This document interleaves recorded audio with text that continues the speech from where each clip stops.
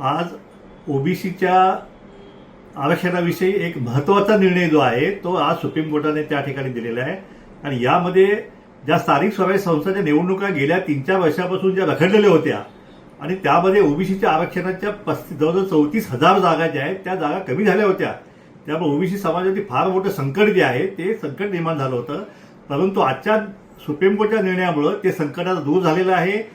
2022च्या आधीची परिस्थिती म्हणजे 27% प्रमाणेच हे आरक्षण जे आहे आता ओबीसी समाजाला मिळणार आहे. आणि यामध्ये राजकीय आरक्षण जे आहे ते आता ओबीसी समाजाच्या कार्यकर्त्यांना ते घेता येणार आहे. एवढंच हा निकाल फक्त जो या याचिकेचा निकाल जो लागेल फायनल त्याला अधीन राहून हा निकाल आहे.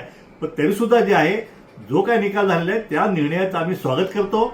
आणि त्यामुळं हा ओबीसी समाजाचा एक फार मोठा प्रचंड विजय झालेला आहे असं मी या ठिकाणी मानतो. मी सगळ्या ओबीसी समाजाचं मी सर्वप्रथम सगळ्यांचं अभिनंदन करतो. या ठिकाणी याची याचिका करते त्यांचं अभिनंदन करतो. वकील गोपाल शंकर नारायण, मॅडम इंदिरा जयसिंग यांनी जे आर्ग्युमेंट केलं आज आणि कोर्टाने निर्देश आणून दिलं की भाटिया कमिशनमुळे 34,000 जागा ज्या आहेत महाराष्ट्रामध्ये कमी झालेल्या आहेत आणि त्यामुळे एकही जागा कमी करता येणार नाही.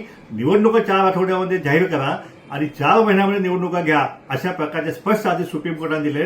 या निर्णयाचं महाराष्ट्रातला तमाम ओबीसी समाज जो आहे तो स्वागत करत आहे.